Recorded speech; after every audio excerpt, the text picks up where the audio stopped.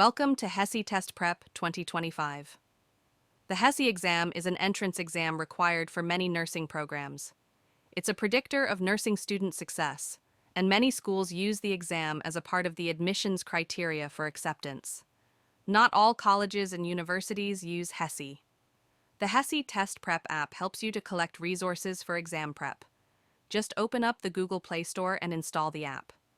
In today's lesson, we will discuss some important questions about nursing procedure. Question 1. In which position should a patient be placed during a lumbar puncture procedure? Option A. Supine with legs extended. Option B. Lying on the left side with knees pulled up to the chest. Option C.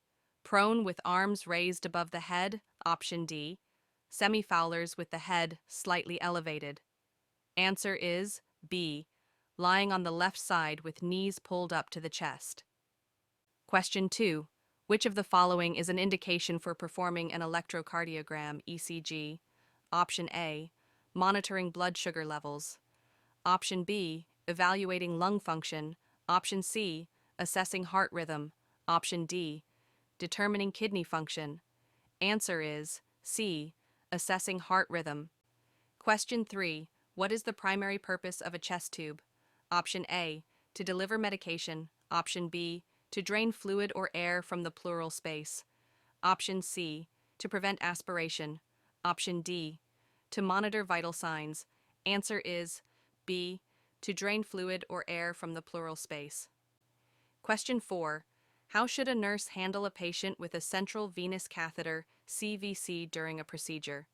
Option A. Use only sterile technique when accessing the catheter. Option B. Remove the catheter before starting any procedure. Option C. Disinfect the catheter with alcohol wipes before use. Option D. Use the catheter for drug administration without precautions. Answer is A. Use only sterile technique when accessing the catheter. Question 5. When administering a subcutaneous injection, which is the most common site? Option A. Dorsal gluteal site. Option B. Abdomen. Option C. Lateral thigh. Option D. Deltoid muscle. Answer is B. Abdomen. Question 6. What should the nurse monitor for after a patient has a paracentesis? Option A. Signs of infection. Option B. Hypotension and electrolyte imbalances. Option C. Postoperative bleeding. Option D. Respiratory distress. Answer is B. Hypotension and electrolyte imbalances. Question 7. What is the first step in wound care for a patient with an open wound? Option A. Apply a sterile dressing. Option B. Clean the wound with antiseptic solution. Option C.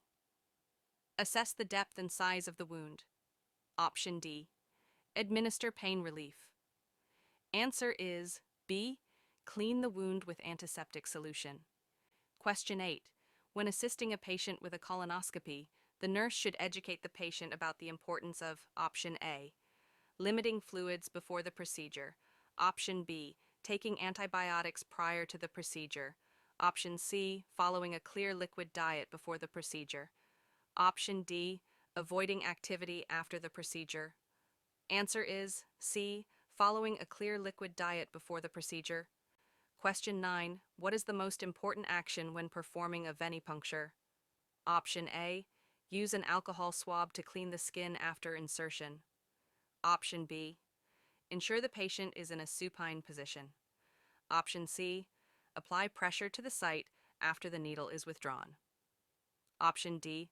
Always use the left arm for venipuncture. Answer is C. Apply pressure to the site after the needle is withdrawn. Question 10. How should the nurse position a patient during a thoracentesis procedure? Option A. Lying flat with legs elevated. Option B. Lying on the unaffected side. Option C. Sitting upright, leaning forward. Option D. Prone with the arms outstretched. Answer is C. Sitting upright, leaning forward. Feel free to join us at HESI T's Test Prep Private Study Group, or follow us on HESI and T's Study Group.